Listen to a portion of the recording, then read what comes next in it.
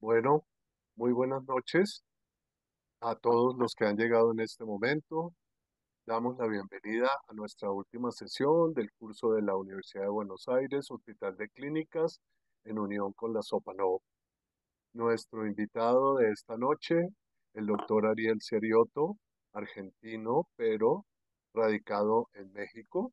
Actualmente es adscrito y ex jefe del servicio de oculoplástica del Hospital Luis Sánchez Bulnes de la Asociación para Evitar la Ceguera en México. Es profesor titular del curso de alta especialidad de órbita, párpados y vías lagrimales y de la unidad de posgrados de la UNAM, México. Él realizó su fellowship en el 2007 al 2009 en órbita, párpado y vías lagrimales bajo la tutoría del profesor Guillermo Salcedo Casillas. Es cirujano oftalmólogo de la Universidad de Buenos Aires con residencia en el Centro de Ojo Quilmes y fue jefe de residentes durante su entrenamiento. Ariel, bienvenido. Muchas gracias por aceptar la invitación. ¿Vale? No.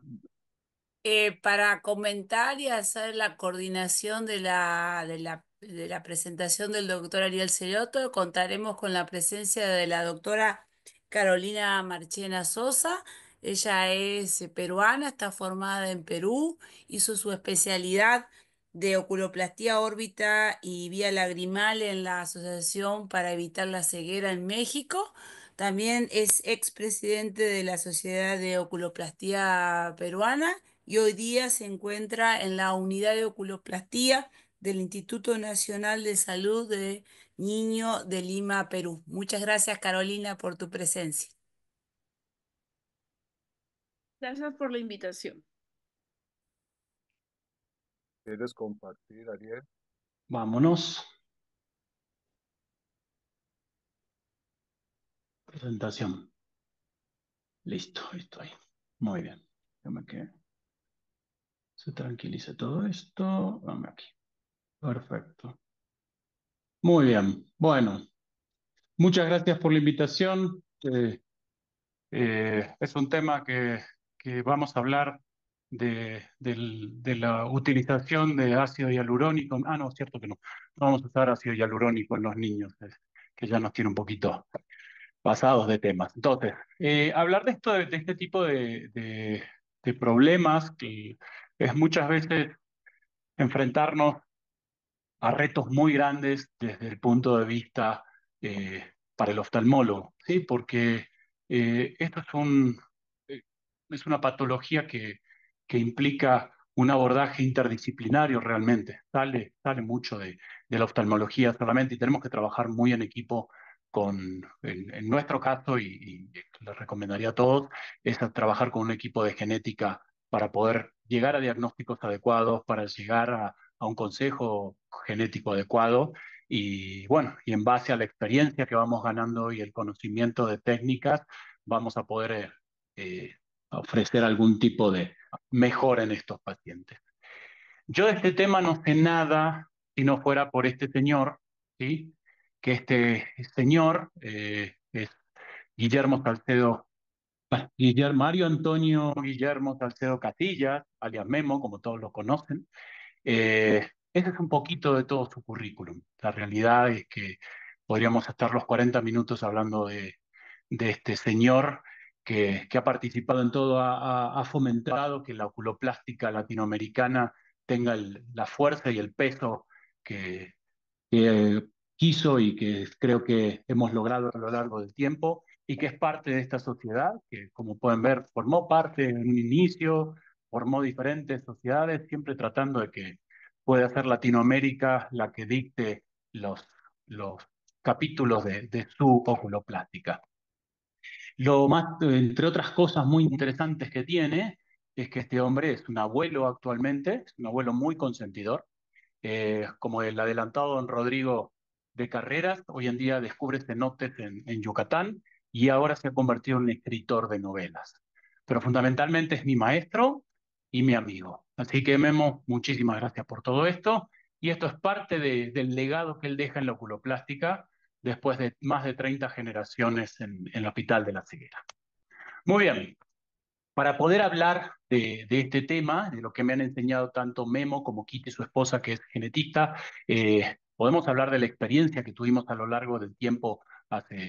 Este trabajo tiene 15 años aproximadamente, que teníamos estos números de estadísticas de malformaciones congénitas a nivel palpebral, y obviamente acá también tenemos algunas orbitarias, como pueden ser el anoftalmos, microoftalmos, nanoftalmos, que pueden ver que tenemos muchos casos por ser un centro de referencia. Pero sí tenemos, comparado con la bibliografía que vamos a poder ver a lo largo de la plática, sí tenemos experiencia. Tal vez lo que nos faltó siempre es la publicación, porque del Río Bravo para abajo es más difícil publicar, pero creo que podemos hablar con cierto grado de conocimiento. Hay que acordarse que el desarrollo embriológico facial, ¿sí?, arranca aproximadamente en la cuarta semana con el esbozo de los surcos palpebrales, que se dan a partir de la invaginación del ectodermo para formar el, el, el cristalino, y empiezan a formarse más el surco inferior, después un poquito más el surco superior, y se van formando estas, estas muestras que van migrando. Uno va a venir del proceso frontal, como son el párpado superior, y el párpado inferior va a venir del párpado del proceso maxilar.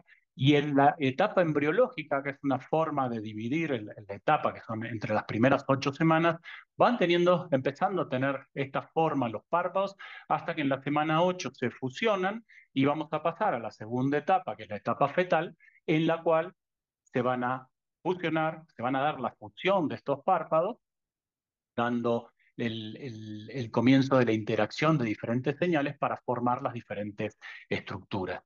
Recordemos que inicialmente va a ser una capa de ectodermo que va a cubrir estas estructuras, que finalmente van a fusionarse para tapar la córnea y separarse de la córnea a lo largo del tiempo. Entonces, cualquier alteración a lo largo de esta formación embriológica es lo que va a traer nuestras malformaciones que vamos a tratar en el día de hoy.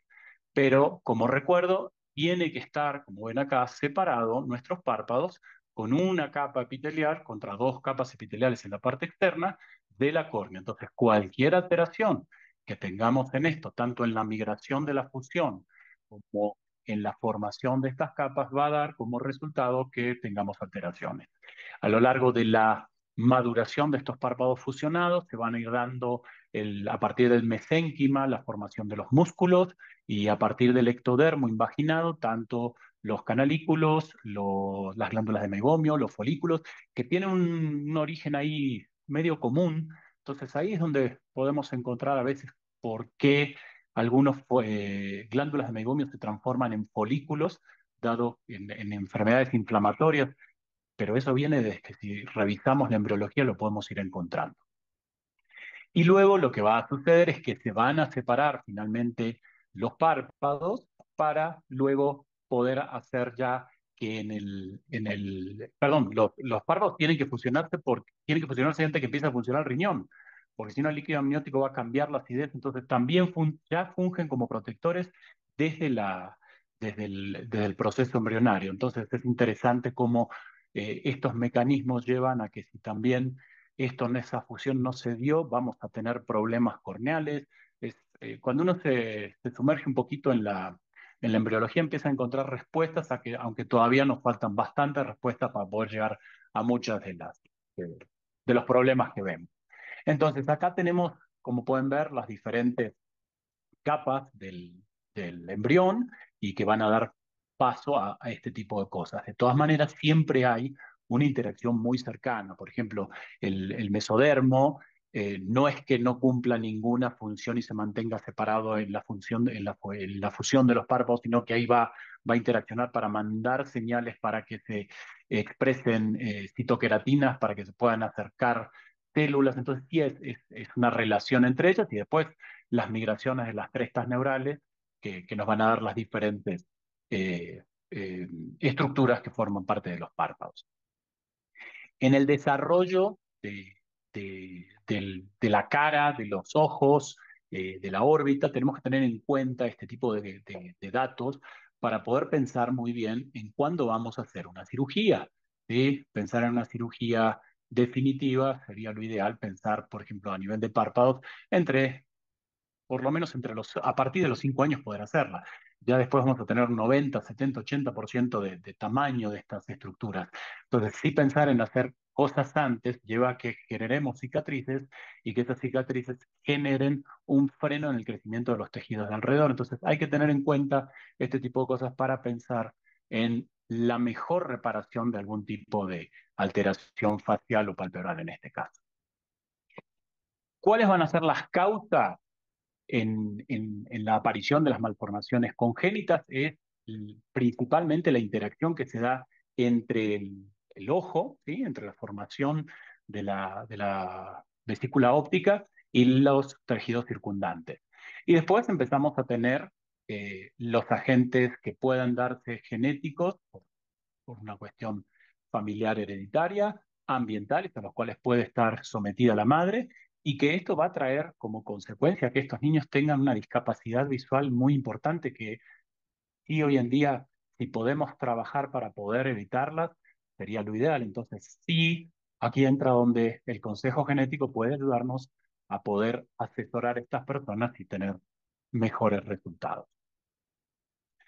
Nuevamente, las fases, cómo se van dando, ¿y cómo tenemos que empezar? No es que tenemos que ver el problema y tratar de ir a resolverlo. Tenemos que estudiarlo más, tenemos que hacer más clínica. Por suerte, la oculoplástica dentro de la oftalmología sigue siendo una especialidad que mira, que toca, que analiza, no que ve el diagnóstico solamente en la catarata porque lo ve en el cristalino, sino que tenemos que hacer todo un raconto de la historia, ¿sí? Valorar muy bien toda la historia de embarazo de esta persona, los antecedentes familiares, ¿sí? Es muy importante eso. La valoración pediátrica, y empezamos a trabajar con pediatras para poder diagnosticar cosas que tal vez a nosotros se nos puedan pasar, ¿sí? A nivel oftalmológico, hacer el examen, por supuesto, de la parte ocular. Si es necesario trabajar, nosotros tenemos la suerte de contar con un servicio de ultrasonografía que es maravilloso, que nos ahorra muchas veces tal vez estudios más invasivos como puede ser una resonancia con sedación y que nos deja llegar a diagnósticos más que adecuados. Y después los potenciales visuales evocados o los electroretinogramas para poder ver si esos ojos tienen algún tipo de viabilidad. Y por supuesto, como les decía antes, el trabajo de la mano lado a lado con la gente de genética. Tosis congénita. Tosis congénita es una malformación congénita que ya sabemos que está y la tenemos todos, y esto es algo muy común que vemos todos, y que nuestro objetivo, como les dije, es a los 5 años hacer una cirugía definitiva, pero los primeros 2 años hay que detectarla para poder evitar una ambliopía. Entonces, no es un tema en el cual hoy me voy a meter, porque tendríamos que hacer 2 sesiones solamente de tosis congénitas. Entonces, sí recordar para los más jóvenes esto, ¿no? Que lo que tenemos que hacer es detectarla a tiempo. Microtosis pueden llevar a tener una ambliopía muy severa, entonces sí tenerla en cuenta para poder no dejar que esos pacientes hoy en día lleguen a la ambliopía. Otro que va de la mano con la tosis congénita es el síndrome de blefarofimosis, que es una cara muy característica realmente. Cuando uno ve la blefarofimosis, puede ser que al paciente nos lo traigan porque crean que desvía el ojo, pero cuando lo vemos nosotros como oftalmólogos no tendríamos que dudar de lo que está pasando, y lo que tenemos que hacer nuevamente es evitar la ambliopía y después de los 5 años, llegado el caso, pensar tal vez en base al desarrollo facial en hacer la cirugía correctiva del aumento de la distancia intercantal, pero inicialmente lo que tenemos que buscar es evitar esa miopía y tal vez liberar ese eje visual. Hay veces que sí es real, la realidad es que este tipo de pacientes tienen una sola chance de ser tratados, entonces puede ser de hacer todo de una sola vez, pero si existiera la posibilidad de retrasar uno y otro, tal vez me iría más por este escalonamiento en el tratamiento. Puede ser autosómico dominante en la parte genética, y hay 2 tipos en el cual solamente está la alteración a nivel ocular, y hay veces que está el tipo 1 asociado a una falla ovárica prematura y que tiene una serie de alteraciones que vamos a ver después. Y este es uno de los casos que les quería contar, que es una malformación congénita, ¿no? Que la carita ya nos delata mucho de la patología de base que tiene esta paciente, que es una paciente de 2 años con este pequeño problema de que los párpados se le dan vuelta inicialmente cuando empezaba a llorar y ahora es continuo.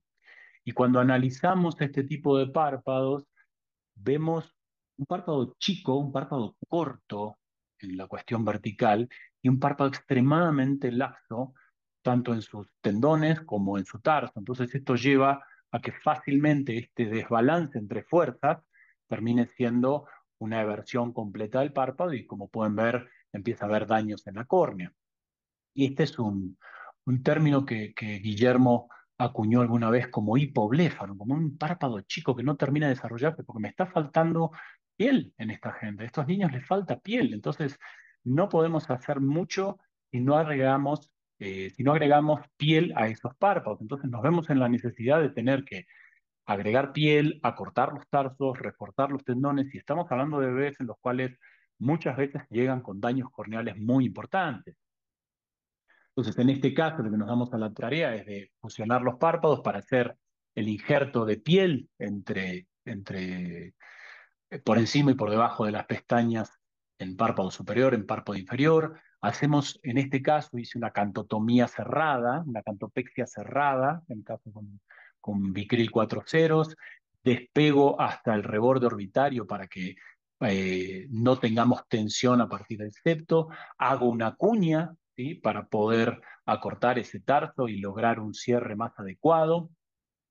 Y una vez que hacemos el cierre de las cuñas, empezamos a pegar los injertos, que en este caso fueron retroauriculares. Las técnicas no es para, perdón que se me vio la bebé.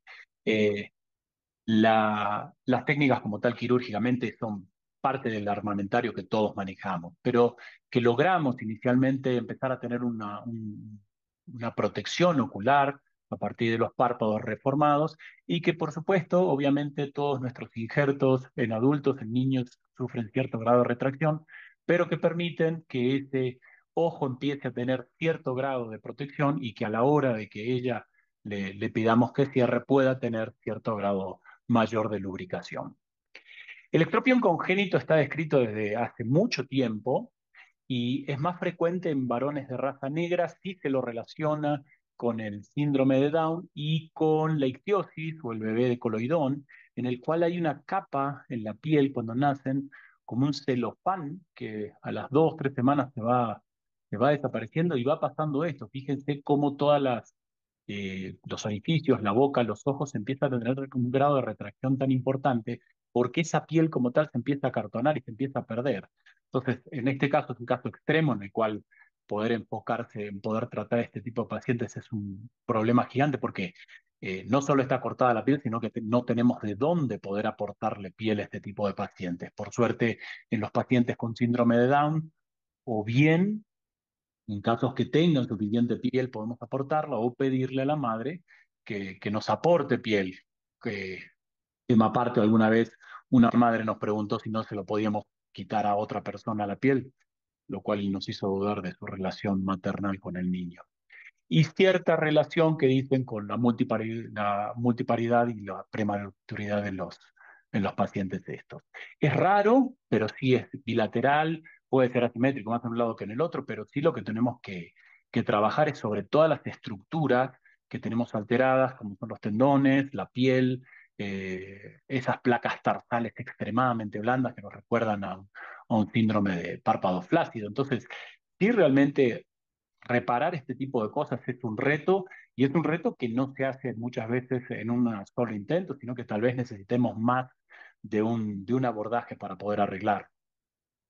Hicimos una revisión hace un tiempo de la técnica quirúrgica y lo que vimos es que también empezamos a tener que trabajar en el canto interno porque lo que nos terminaba pasando es que hacíamos una tracción lateral y quedaban con una inclinación demasiado grande que no llevaba tampoco a una resolución buena del cierre palpebral. Entonces empezamos a trabajar en el canto interno, que como todos saben es un problema muy grande para poder lograr fijaciones sin que alteremos la vía lagrimal. Entonces sí nos dimos a la tarea de hacer fijaciones a nivel de la cresta posterior, pero que sí empezamos a encontrar que había diferencia en cuanto a al resultado y la posición palpebral.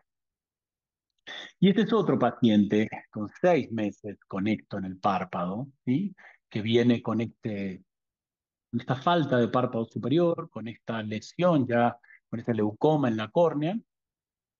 En los antecedentes de la madre, como pueden ver ahí, hubo uso de progesterona, estradiol, claritromicina, nada muy claro, pero sí, cuando vemos a nuestro paciente y lo empezamos a mirar y miramos más allá de, de los ojos, ¿sí? Empezamos a verle la boca, empezamos a verle que en las orejas tiene apéndices, tiene en el ojo izquierdo este avanzamiento, ¿no? Este dermolipoma que está creciendo ahí. O sea, no es solamente una cosa la que tenemos ahí. Tenemos que irnos un poco más allá e investigar y apoyarnos, como les decía, de nuestros amigos de genética, porque yo le puedo decir que tiene un coloboma, un quiste dermoide y ciertas alteraciones en la cara, pero no tengo idea cómo integrar todo esto. Y es donde nuestro servicio de genética nos empezó a mostrar muchas otras cosas, o nos muestra muchas otras cosas que tristemente a veces clínicamente a nosotros se nos pasan y empiezan a hacer este análisis de todos estos hallazgos y llegan a poder a, a un diagnóstico como tal de un espectro facio-auriculovertebral con un síndrome de Goldenhar, pero sin antecedentes en la familia, un caso esporádico, pero que finalmente sí puede ser que a la larga en esa familia pueda aparecer algo, entonces tienen que saber estos padres que esto, si bien es esporádico, no están exentos de que pueda volver a aparecer. Entonces, volvemos a los carpinteros, que somos los oculoplásticos, y nos dedicamos a arreglar ese párpado. En este caso, un coloboma, que es una falta es un defecto en el párpado superior, motivo por el cual no tenemos ningún problema de hacer un trabajo de afrontar esos bordes como tal. Obviamente, esos bordes, si no hacemos un avivamiento, si no lo reavivamos como tal, porque puedan pegar, no van a tener la adherencia adecuada. Entonces, en este caso, como pueden ver, estamos usando sedas para luego poder traccionar de nuestros extremos. Y en la parte temporal, fíjense que tenemos marcada la técnica de Tencel para poder acercar estos bordes sin que tengan tanta tensión, porque si yo solamente hago un cierre directo, me voy a encontrar con el pequeño problema de que no va a poder abrirlos por la tensión. Entonces, ahí estamos usando una técnica de combinación de tanto la reparación directa de un coloboma, con los cierres como conocemos de la línea de pestañas, la línea de Meibomian, la placa tarsal, y ahí es cuando hacemos el acercamiento y nos damos cuenta que no nos va a dar un cierre demasiado tensión y eso es lo que tenemos que evitar en cualquier cirugía y mucho más en niños que tienen la costumbre de crecer.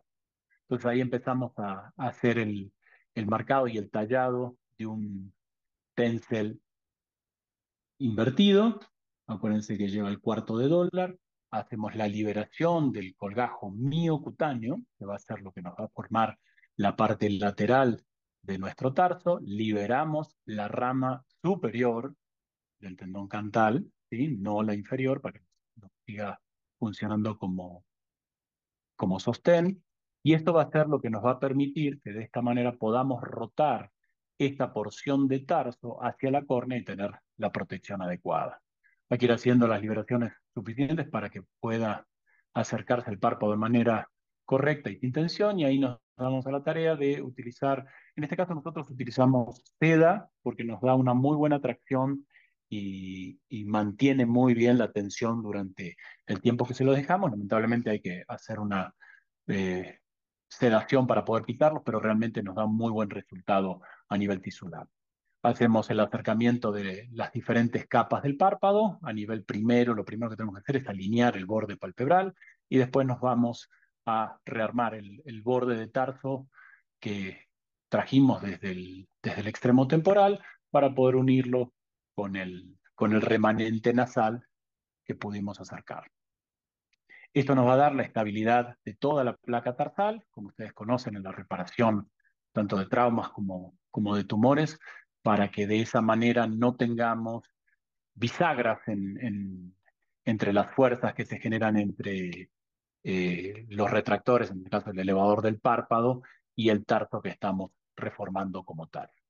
Damos la capa de músculo, cerramos la capa de músculo, cerramos la capa de piel y después cerramos finalmente el colgajo de rotación que hicimos del TENSEL, previo fijación a periósteo de parte de este colgajo para que el anclaje finalmente sea un anclaje fijo y que remede de alguna manera nuestro tendón cantal lateral.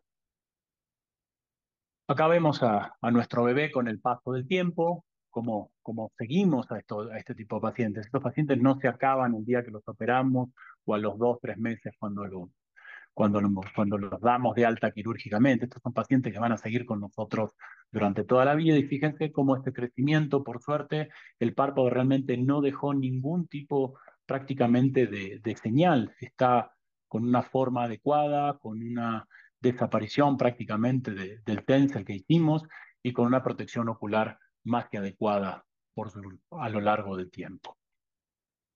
El dermoide no tiene ninguna necesidad de ser retirado, ya que no le está produciendo como tal ninguna alteración, más allá de una alteración cosmética como tal. Y este es otro paciente en el cual ya el coloboma está diferente. Este actuó en otro momento porque el ectodermo se pegó a la córnea. Entonces, en esa en la fusión, antes que se diera la fusión, acá se pegó el ectodermo directamente al ectodermo de la córnea. Entonces ahí empezamos a tener ciertos problemas y nos traen esta bebé de 11 meses con alteración en los dos ojos. Y a diferencia del anterior, fíjense que no hay una solución de continuidad tan clara. Realmente es como que la piel desde las cejas o desde los párpados se queda pegada al ojo.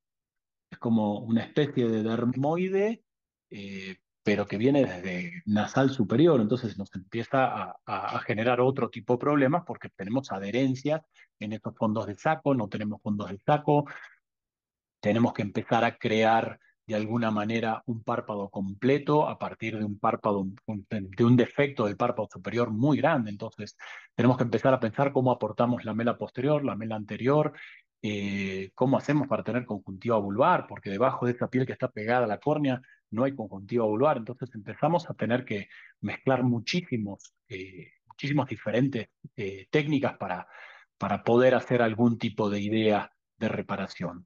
Si se fijan, la paciente como tal tiene la adherencia, tanto del párpado derecho como del párpado izquierdo, pero también tiene un extropio, tiene como un párpado largo, ¿sí? Por suerte tiene un párpado largo en el párpado inferior, lo cual nos hace la, la suerte de poder usar esto para poder tal vez pensar en la reparación.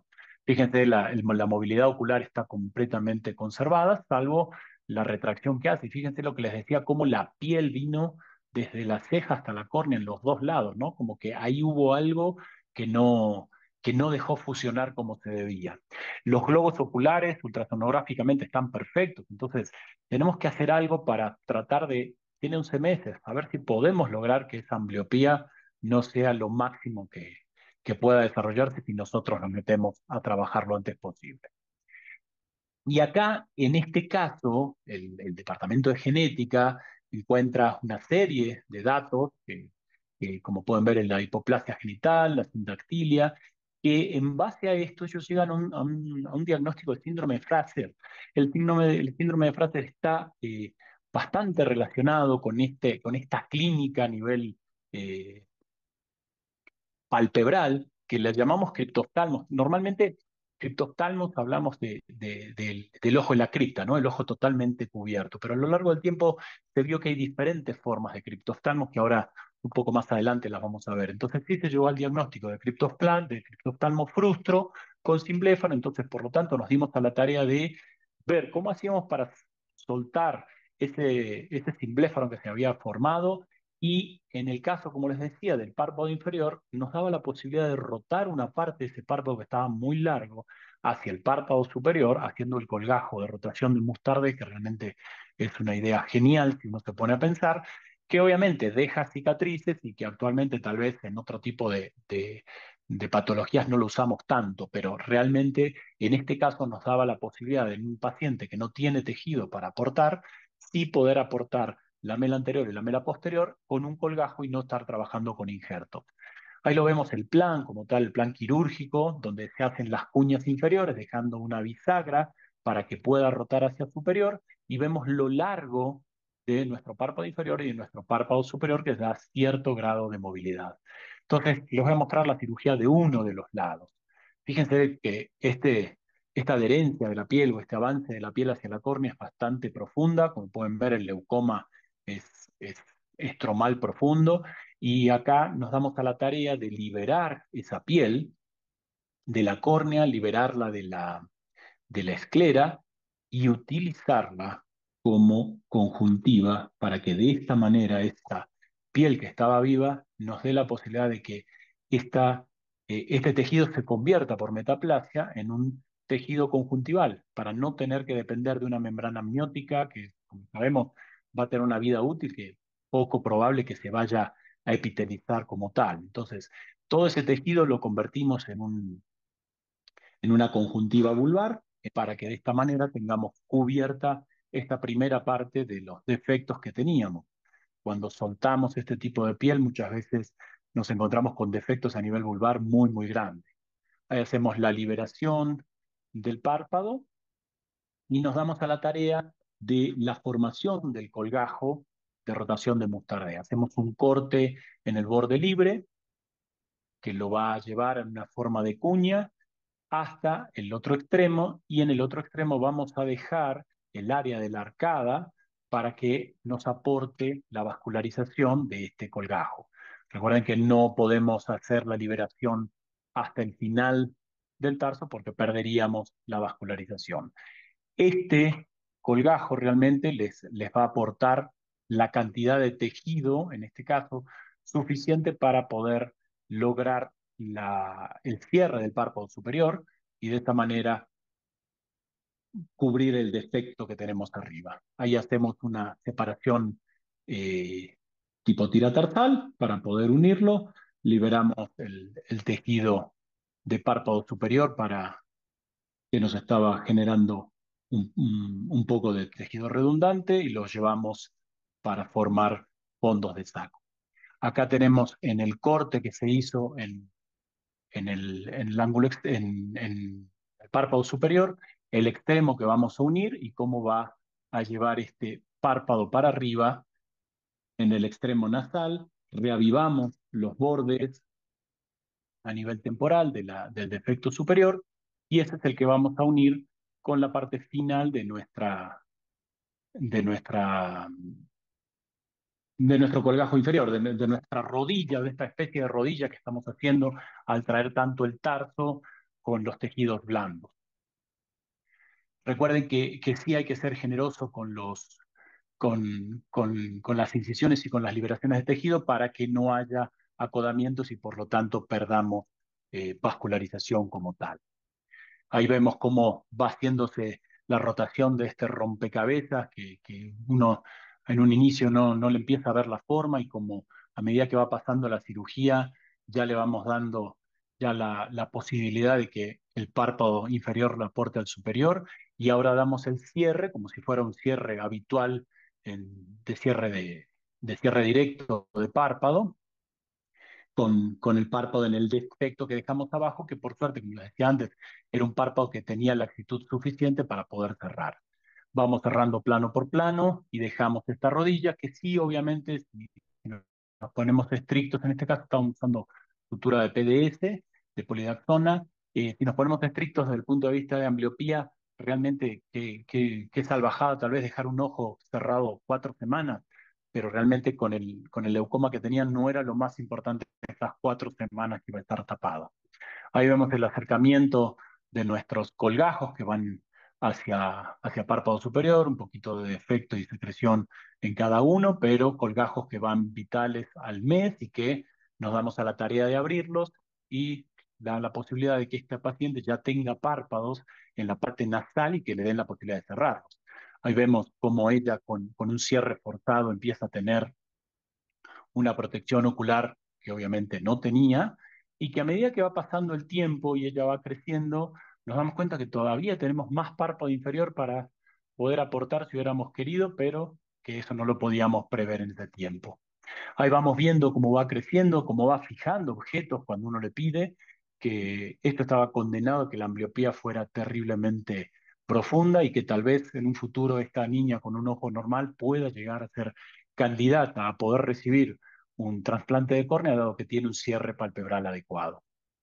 Y entonces entre el antes y el después vemos que pasaron los años y nuestro trabajo llevó a que esa córnea, que era una piel y un leucoma posterior, fue mejorando a lo largo del tiempo gracias a la recuperación que tienen los niños por la cantidad de células de recuperación que tienen, por supuesto, y ese cierre palpebral que le pudimos dar a lo largo del tiempo.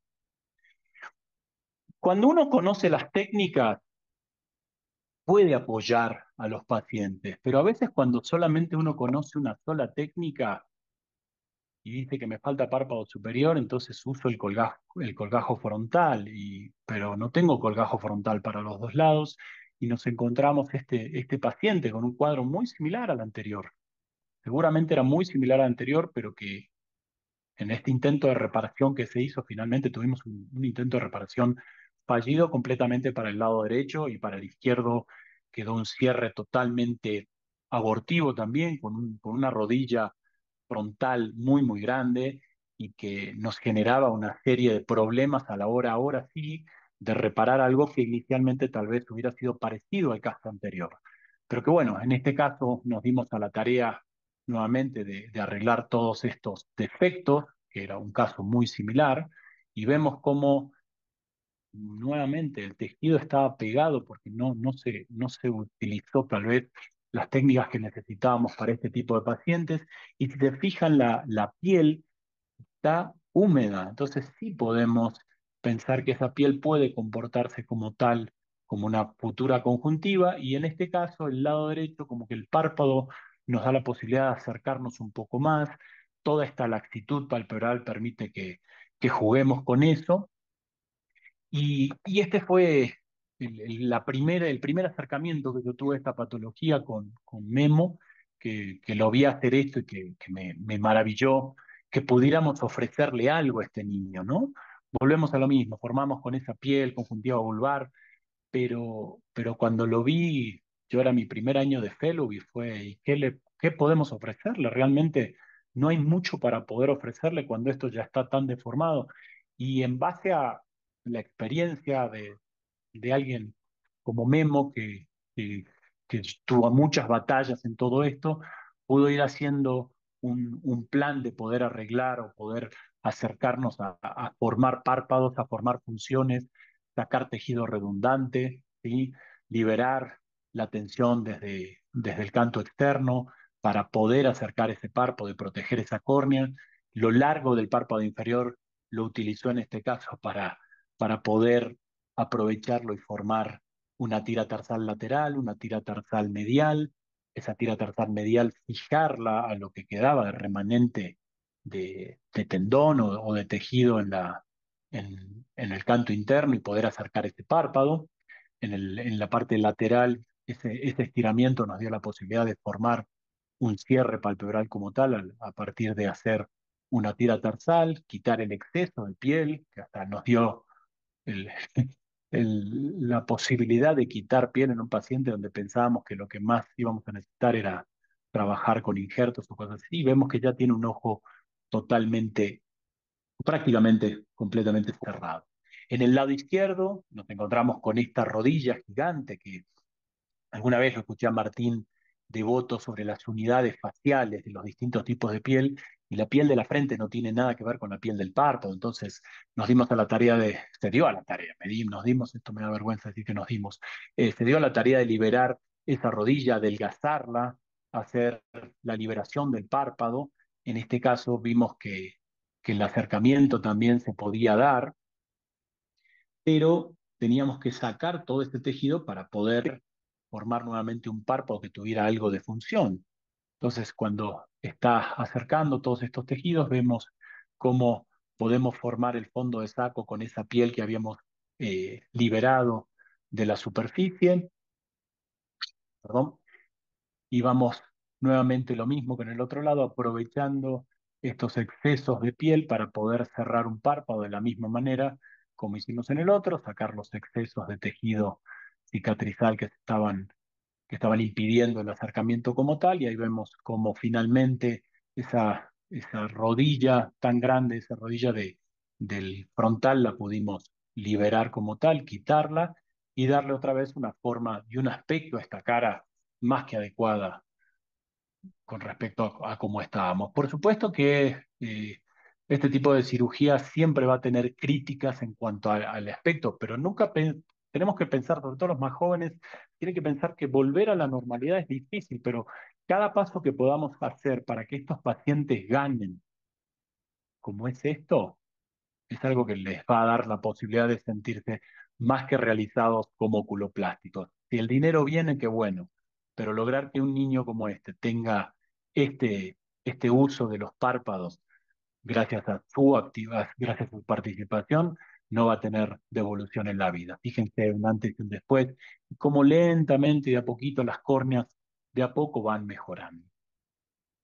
Entrando un poco en el tema de coloboma, el coloboma como tal es el defecto completo, ¿no? Del espesor completo, pero hay formas incompletas como de criptoftalmos, como les comentaba, que siempre ha quedado en discusión si son colobomas o si son criptoftalmos. Actualmente se considera como criptoftalmo frustro, que tiene diferentes grados, que ahora vamos a ver, y el coloboma como tal, generalmente lo que van a encontrar es que tiene un defecto más hacia superior nasal, pero siempre con un remanente, el coloboma simple. El coloboma asociado o el criptoftalmo frustro van a encontrar que tiene una pérdida completa de tejido si no hay como tal un remanente entre un lado y el otro. ¿Sí?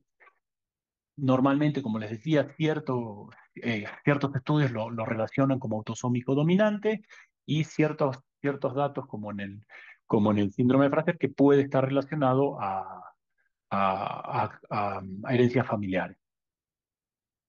Está asociado a un montón de cosas, entonces sí es importante que los genetistas nos ayuden en poder asociar todos los hallazgos que puedan tener para poder llegar muchas veces a un diagnóstico más acertado y poder ayudarlos.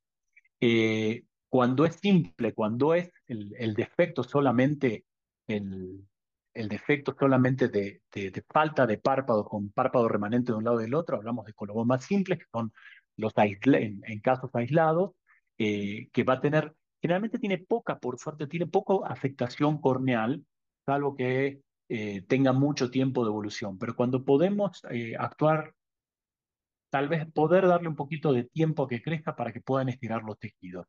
Y cuando están adheridos, cuando están asociados a adherencias corneales, estamos hablando más de este coloboma frustro, de este criptoftalmo frustro, que cuando es completo, como es en este caso, que tenemos completamente cubierto el ojo, tenemos adherida la piel. Entonces ya nos enfrentamos a un problema muy grande a la hora de poder generar dos cavidades entre un espacio entre esta piel y ese ojo. Normalmente tienen un patrón autosómico recesivo y tienen ciertas mutaciones en los genes FRAS1 y el FREM2, pero bueno, tenemos que asociarlo en este caso con una serie de alteraciones a nivel sistémico bastante importantes. François lo clasificó como el completo, incompleto y abortivo para poder darle esta diferenciación, pero que al fin y al cabo ese abortivo, esa adherencia que tiene de piel hacia el globo ocular, finalmente sigue siendo una presentación como tal de coloboma, de criptoftalmos, perdón. Hay las diferentes presentaciones, como podemos ver, la adherencia o el avanzamiento de la piel, la falta de la zona de pestañas y una serie de datos en esa cara que nos ayuda a sospecharlos como tal. Y en el caso de asociados a síndrome con el Fraser, vemos las alteraciones a nivel de dedos como tal. Entonces, sí, este coloboma completo, con el criptoftalmos incompleto contra el coloboma simple tiene estas pequeñas diferencias, pero que nada menos que la adherencia de la piel va a ser la que nos va a hacer pensar que los tiempos y los que aparecieron uno y otro son completamente diferentes, porque desde un punto de vista evolutivo, embrionario, ¿qué tal? Son diferentes los momentos. Entonces sí tienen estas calificaciones en las cuales de leve, moderado o severo, como es el criptoftalmos completo, y tiene ciertos datos de, de criterios mayores y menores para poder llegar al diagnóstico como tal. Tiene una serie de alteraciones sistémicas que tendríamos que buscar, que muchas veces eh, tenemos que recurrir a esta tabla para poder llevarlo adelante o apoyarse, como les comento, de los servicios de genética.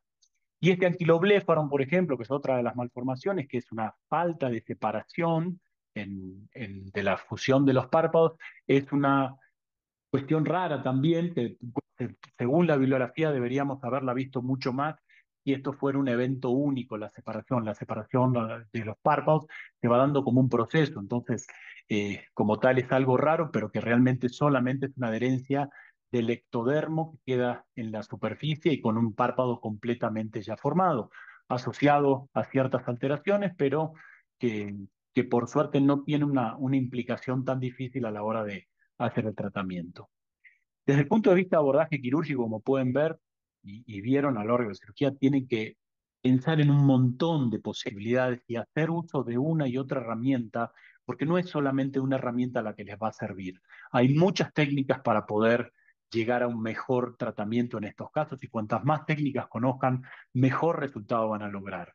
Fíjense que las series no son tan grandes y estas son series a lo largo de 30, 40, 50 años que van viendo 20 pacientes. Esto tenemos un criptoftalmo frustro que usaron membrana amniótica, setaplastías, van cambiando como tal y van utilizando diferentes técnicas muy parecidas en algunos casos a cosas que hemos utilizado nosotros, técnica Cutler-Bird, técnicas de liberación. Este es el trabajo que se presentó por parte del servicio años atrás, donde colaboraron Rosa Isela, Rubio y Guillermo para presentar nuestra experiencia, ¿sí? Teníamos cómo fueron cambiando las agudezas visuales. Y en estos casos, por ejemplo, cuando ya son casos mucho más severos, como el del criptoftalmos, como les decía, que tiene totalmente adherido el ectodermo a la córnea y que por lo tanto ese ojo también hace una deformación en un quiste gigante y que tienen que recurrir a hacer una enucleación, vaciamiento de este globo ocular para poder formar una cavidad y que puedan recibir de alguna manera una prótesis de este tipo de pacientes. Esa es una serie de asiática y como en el criptoftalmos abortivos, en este caso tienen 34 ojos, una serie bastante grande de subramanian y en nuestras manos no fueron tan pocos los que hemos tenido a lo largo del tiempo.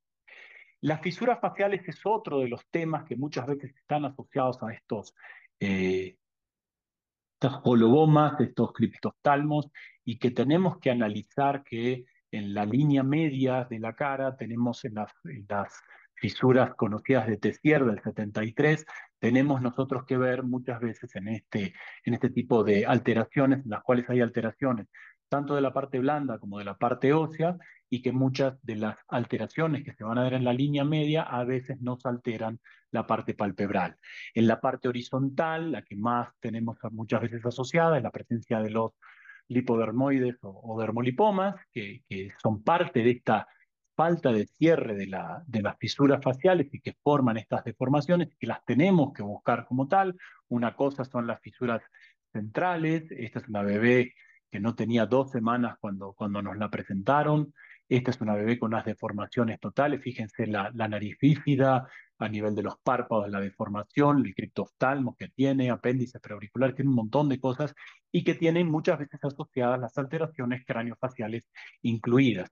El más frecuente que vamos a ver y que todos generalmente han visto son los dermolipomas, pero los dermolipomas muchas veces están acompañados de esta separación entre párpados y que nos habla de una fisura tipo 8 de Tessier. Entonces, sí, vayan un poco más allá de querer ir a reparar ese dermolipoma que le produce molestias a la madre muchas veces. Generalmente está asociado con el síndrome de Goldenhar. Fíjense, esta niña con todas las alteraciones que tiene, pero viene de un padre que también tenía cierto grado de alteración en la parte temporal de sus ojos. Y esta es la última paciente que les quiero mostrar en el cual hay una mezcla, ¿no?, de fisuras faciales con bandas amnióticas, en el cual no solamente tiene las alteraciones del paladar, de la línea media, sino que se soltaron bandas de amnios que interrumpieron el cierre palpebral, la migración palpebral, y fíjense que en este caso es una banda que pasó por aquí, salió por acá atrás en la zona parietal y arrastró el estiramiento, estiró este párpado con un expansor tisular gigante y nos formó este párpado enorme con tarso hasta acá, desde acá hasta acá hay tarso, la córnea se perforó. Esta es una niña que lo primero que uno diría, ¿qué le van a hacer? Bueno, lo que tenemos que hacer es tratarnos de dar a la tarea de volver a darle un párpado, volver a darle función, volver a tratar de salvar el ojo que quede vivo. Y acá Guillermo empezó a hacer maravillas con quitar toda esta piel, ¿sí? Donde salió este tiro de banda amniótica, utilizarla, toda esta zona lopécica para poder formar parte del párpado, ir haciendo injertos. Se hizo la evisceración, por supuesto, porque el ojo estaba perforado. Se le hicieron injertos al otro párpado para que pudiera cerrar. Mientras tanto, la gente maxilofacial trabajó con su, y cirugía plástica trabajó con su labio paladar hendido y le fueron dando forma a esta cara central, Guillermo se fue encargando de darle forma a ese párpado para que tuviera un ojo, ¿sí? Esta era una niña que estaba condenada a que la perforación del izquierdo fuera la anterior a la del derecho, y sin embargo fue teniendo un ojo que se fue cerrando, una cavidad para poder recibir una prótesis, y que llegó a esto, ¿no? Llegó a poder tener una vida como de niña, ¿no? Que tal vez uno cuando la vio dijo, mejor no hacer nada, dejarla que la lleve lo que la tenga que llevar, y sin embargo se le pudo dar, gracias a la genialidad y a la experiencia de este maestro, la posibilidad de hacer que esta niña tuviera casi una vida normal dentro de todo. Una niña que fue campeona nacional de taekwondo, es casi veterinaria actualmente, es alguien que obviamente, seguramente y más que seguro, en la vida de ella ha influido esta parte de haberla ayudado y que por supuesto, si ustedes se fijan que atrás de estos niños siempre hay alguien que va a estar apoyando, como es esta mamá que sigue mirando. Hoy en día, la semana pasada la vimos, el viernes pasado la vimos, y sigue trayendo a su grandota de casi 19 años a la consulta para que la sigamos controlando y sigamos haciéndole cosas para que pueda mejorar. Entonces, como importante de las malformaciones congénitas, lo más frecuente van a ser las tosis aponeuróticas, las tosis congénitas, entonces sí es lo importante prevenir la ambliopía, pero no solo en ellos, sino en todos los otros casos en los cuales los párpados afecten el ojo. Trabajar de la mano con el genetista es algo invaluable que les va a enseñar mucho, que les va a ayudar a entender muchas de estas cosas, conocer la embriología para poder entender dónde están las alteraciones y cuándo se produjo, también les va a dar mucha información, que también les va a dar mucha información de cómo puede comportarse este tipo de tejido. Como pudieron ver, la parte quirúrgica va a depender de cada paciente, no hay una receta mágica que este paciente se trata de esta manera, porque se van a quedar cortos. No aprendan que todos los colobomas superiores se arreglan con la técnica de Mustardé, porque les va a faltar bastante. Entonces sí, conozcan cuantas más técnicas conozcan, cuantas más técnicas vean y puedan aplicar, piénsenlas y siéntense antes de trabajar con este tipo de pacientes. Y acuérdense que ustedes van a establecer una relación con este tipo de pacientes y su familia principalmente, y que este tipo de relaciones hasta que la muerte nos separe fundamentalmente, generalmente es la del médico, ¿no? Hasta que alguno de nosotros se nos adelante, pero que tenemos que estar ahí al pie del cañón para que estos pacientes siempre puedan seguir mejorando, porque acuérdense que en esto estamos tratando de hacerles la vida lo más normal posible. Acuérdense que todos en la casa, cuando fuimos chicos, éramos normales hasta que salimos al mundo. Entonces, si a estos niños podemos darle la posibilidad de acercarlos a un mundo de la manera más eh, normal posible, vamos a haber cumplido más que una tarea de médicos, sino una tarea de personas, ¿sí? Y acuérdense que cada cosa, cada paso que den, sea para mejorar, chico o grande, pero que sí asegure que vaya a mejorar. Muchas gracias. Bueno, hemos escuchado esta interesante charla. Felicitaciones, Ariel. Muy completa tu charla.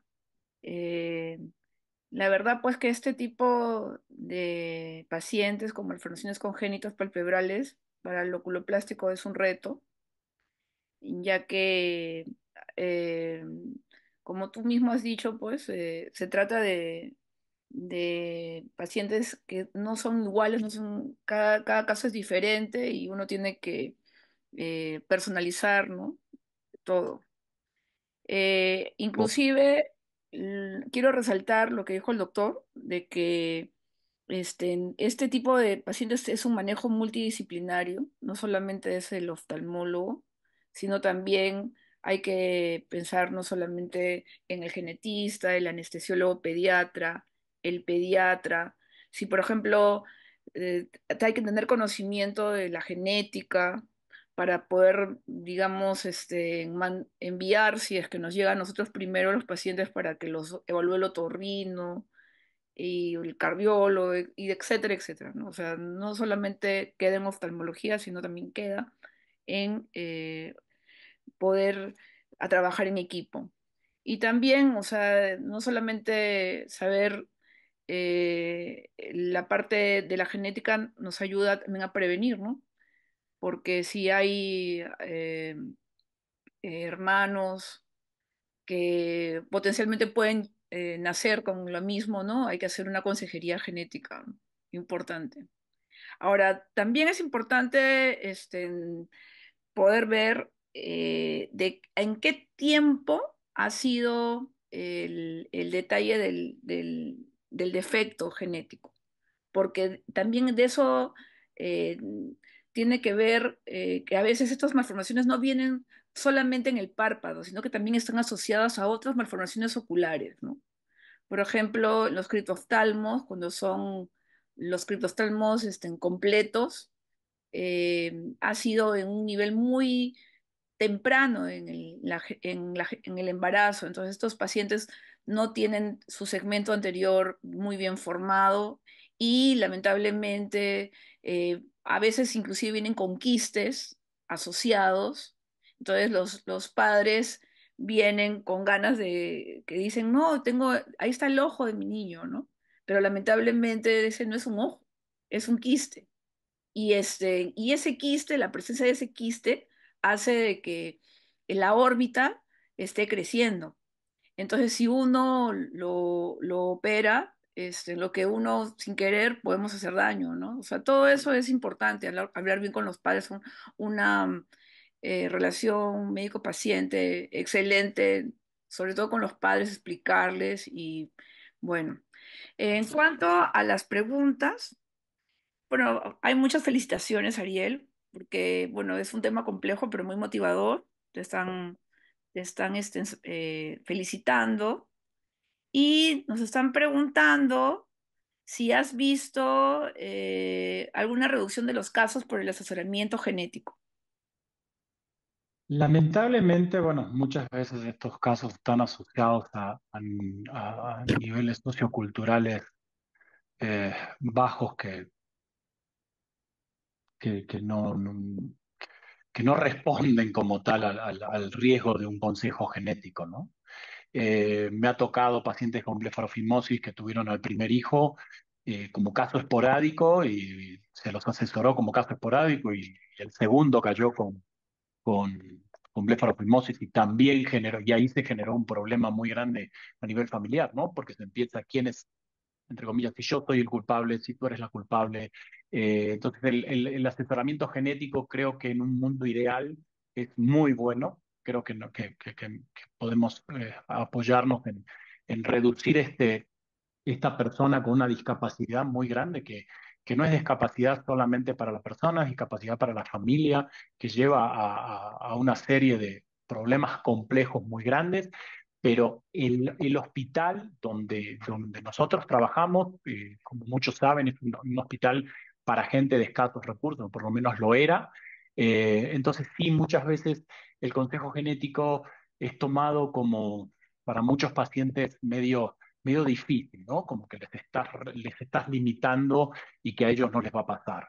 Pero sí, la idea es que cada vez la parte genética tenga más implicación en este tipo de problemas para para no repetir y que no tengan esta descendencia o que las descendencias de estos pacientes no sufran lo mismo. Sí, pues lamentablemente a veces inclusive no tienen dinero para hacerse esos exámenes porque son exámenes No. caros. Entonces Sí, los también es cariotipos, difícil. sí, y toda la parte molecular realmente habla, sobre todo porque además te dicen, bueno, sí, perfecto, me hago el estudio molecular que me cuesta X mil dólares. Ok, y eso, bueno, todavía es para llegar al diagnóstico, pero no es poco. Hoy en día poder llegar al diagnóstico no es poco.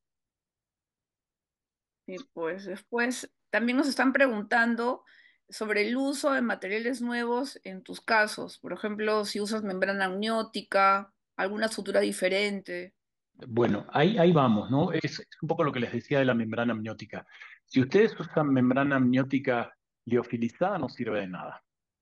Y cuando ustedes utilizan membranas amnióticas para poder cubrir superficies conjuntivales, es el que es la ultracongelada, es una membrana que va a ser un andamiaje, no va a ser como tal lo que va a recubrir. Entonces, más que a membrana amniótica, tal vez si no puedo usar esa piel que por metaplasia se va a convertir en conjuntiva, o lo más parecido a conjuntiva, se puede usar mucosa, pero realmente en espacio o en áreas tan grandes la membrana amniótica como tal no nos da tan buen resultado. Lo que hemos utilizado más son suturas tal vez absorbibles, más rápidas, que sean menos, que produzcan menos reacción y que produjeran menos anclaje como tal a largo plazo para que la cicatriz crezca. Pero realmente muchas veces en estos pacientes no tienes mucho espacio como para trabajar con materiales muy novedosos como pueden, novedosos nada, con otro tipo de materiales como puede ser anclajes mediante tornillos o Mintex para poder anclar la parte interna. Ingeniería de tejido todavía lamentablemente no hay, al alcance nuestro por lo menos. Entonces sí, esa podría ser a futuro la posibilidad de trabajar con piel sintética para poder no depender de injertos o colgajos en este tipo de pacientes. Y en estos pacientes, ¿de dónde sacas el injerto? Y ¿A partir de qué edad lo sacas? Y mira, eh, si nos dan las orejas, por ejemplo, la bebé del ectropion congénito tenía 2 años y cachito y pudimos sacarle atrás de las orejas. Y si no sacamos de las madres, le pedimos a las madres que nos donen porque va a ser la menor reacción, la menor reacción inmunogenética que vamos a tener. ¿Sí? Y las madres generalmente, salvo esta madre, generalmente lo ofrecen sin ningún problema. Y tenemos ahí la posibilidad de hacer un injerto retroauricular, un preauricular, clavícula, suficientemente grandes para cubrir, sobre todo si le sacas a un adulto, los defectos de estos niños, pero que obviamente van a seguir creciendo y que van a generar otros retos. Entonces, si tú le quemas la zona retroauricular, por ejemplo, a un bebé, ¿y para qué le vas a sacar un pedacito de piel que no te va a alcanzar y que ya le vas a dejar una cicatriz en esa zona que tal vez te impida el día de mañana utilizar su piel? Bueno, sí, pues es todo un plan quirúrgico de acuerdo a cada paciente, ¿no? En cuanto a la edad pediátrica, también otro problema es el hecho de que hay que tener en cuenta la ambliopía, ¿no? O sea, no solamente es el hecho de que quede con las técnicas que nosotros conocemos, ¿no? Para que no se retraiga, ¿no? Sino también el problema de que si le, por ejemplo, le hacemos, le cubrimos el eje visual, después hay problemas en la visión. Sí, lo que pasa es que estás planteándolo en el caso de la ambliopía habitual, ¿no? Pero en este caso, que ya tenemos cierto grado de alteración de la superficie ocular, Claro. realmente esas 4 semanas sí puede ser que den un empujoncito, pero no va a ser tan grave como dejar en esos meses esa córnea tal vez totalmente cubierta por la piel y que va a seguir creciendo. Entonces, esa córnea, como pudieron ver, tuvo cierto grado de recuperación. No va a ser 20/20 y no va a ser 20/20, pero si ese niño se puede desenvolver en su mundo, poder caminar, poder subirse, poder agarrar algo, y ya ganó. Y si el día de mañana además ese ojo que está viable, se le puede hacer un trasplante de córnea y mejora algo más, y wow, y en eso pude contribuir, gracias. Sí, pues es verdad. O sea, claro, casos severos, o sea, no hay problema porque realmente tienen ya una asociación, asociado ya también un daño en la córnea, entonces no hay problema. Totalmente. Pero si, por ejemplo, son colobomas que están haciéndose, pero todavía no es el daño, ese es el problema. Totalmente. Ahí lo que dice la bibliografía es esperar Ujú, el crecimiento mayor posible siempre y cuando la córnea no tenga alteración. Pero exacto. siempre y cuando el niño esté en la casa, porque cuando un niño sale de la casa y le ven con el párpado así, obviamente va a ser un estigma muy grande, ¿no? Ese Empezamos a tener cuadrito un que montón de cosas. presentaste estaba bien interesante, ¿no? O sea, la edad ideal, ¿no? Es cuando ya más o menos también el tercio medio ha desarrollado, ¿no? Como para Sí, que se pueda hacer unas cirugías, o sea, menos cirugías, ¿no? Porque esto también es otra cosa que hay que tener en cuenta, de que no es una sola cirugía, no es que se le pueda ofrecer una. Se le dice, bueno, vamos a intentar mejorar, puede ser que sea por etapas, ¿no? Porque hay que las de hablar reconstrucciones. muy bonito con los pacientes que son los papás, ¿no? Porque después, o sea, si no se habla bien, después puede haber problemas. Sí, pero la reconstrucción es exacto como tú dices. Es en etapas, no es una sola cosa para vida. Ahora también hay otra pregunta, ¿no? Que hablas sobre los injertos que se toman de las madres. Si les Sí, aplican un tratamiento especial inmunosupresor al bebé, no, un no. estudio de compatibilidad. Eh, Interesante. sí, no tenemos la posibilidad. Realmente, si es la madre desde un punto de vista genético y está joven y estamos seguros, la posibilidad es muy baja. Nos ha ido muy bien, la piel por suerte nos ha ido muy bien, más allá de retracción, que no está asociado como tal a un rechazo, ¿no? No hemos tenido rechazos de esas pieles, no se han necrosado por una cuestión de rechazo, sino tal vez por una cuestión de extensión o parte del injerto, pero como tal no hemos hecho, no es necesario hacer una inmunosupresión, mucho menos del bebé. También están preguntando a qué edad mínima se indica trasplante de córnea en la PEC.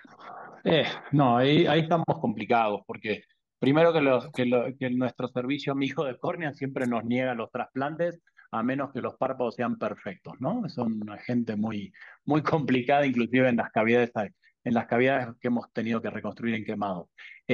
Pero como tal, la verdad es que no creo que vaya a que el trasplante de córnea prevenga la ambliopía. No va a estar dentro de los 2 años. Tenemos que acordarnos que un trasplante de córnea como tal tiene que tener la colaboración del paciente para poder mantener el tema de gotas, el tema de cuidados. Entonces, sí, un niño sin ese control, un niño estamos hablando como mínimo de 8 años, para que no se esté frotando un ojo a la hora de tener un trasplante y los puntos que estén molestando, no creo que antes de los 8 años hicieran nada. Y además, si tú te pones a pensar que el botón corneal que vas a poner nunca va a ser de un niño de Adulto, 8 viejo. años, entonces lo estás condenando a tener un botón corneal con un contenido endotelial muy bajo. Sí, generalmente los donantes no son de 8 años, pues son No, personas mayores, es verdad. exacto. Nosotros en el hospital, sí, pues, o sea, en alguna oportunidad se ha intentado trasplantar córneas en niños chiquitos y bueno, la tasa de rechazo es alta porque generalmente, o sea, son pacientes que tienen problemas ya de distrofias corneales, de cosas que lo hacen con mal pronóstico, ¿no? Y también en estos casos es importante de marcaciones palpebrales ver de que tenga buena oclusión, ¿no? El paciente, ¿no? Porque si no, esa córnea se va a rechazar. Y Sí, siempre en recordar. estos casos, Carolina, sí, dime. Listo. perdón, seguiríamos toda la noche, pero ya son las 10:10 en Argentina. Ahí se tiene Bueno, que ir a no me dijeron que dormir. comente, yo puedo comentar acá Muy bien, bastante. podés comentar, pero bueno, Se van a estamos dormir. limitados de tiempo. Dale pues. Bueno, entonces, antes de que termine la charla, un gusto haber comentado de mi pequeña experiencia a mi maestro Ariel y saludos a mi Dale, maestro Guillermo. Nada más. No, un gusto tenerlos a ustedes dos. Sinceramente, escuchar la charla de Ariel es un placer y Carolina, tus comentarios excelentes, más porque tú también tienes tu experiencia propia en Lima y bueno, eso también suma. Ujú. Lore, Gracias. Jaime, Bueno, excelente, Ariel, gracias. Disfrutamos Eh, mucho tu charla. ex- Muchas gracias, Carolina, muchas gracias. Gracias, Y Jaime. bueno, esta es nuestra última reunión y próximamente anunciaremos nuestro calendario del próximo año, que se nos une también con Oculoplástica Sin Fronteras del 1 al 5 de octubre en Playa Mujeres en Quintana Roo, donde esperamos mi- verlos a todos. Muchas Muchas gracias, gracias, Jaime. Ariel, hermosa presentación. Gracias, Lore. Gracias, Ale. Gracias bueno, por la invitación. gracias a todos por participar y bueno, hasta el 2025. Feliz Saludos. año. Chao, Feliz feliz años año, a muchas todos. gracias. Chau, Feliz chau, año para gracias. todos. Hasta Chao, luego. Carolina, muchas Nos gracias. estamos Chao. viendo. Adiós.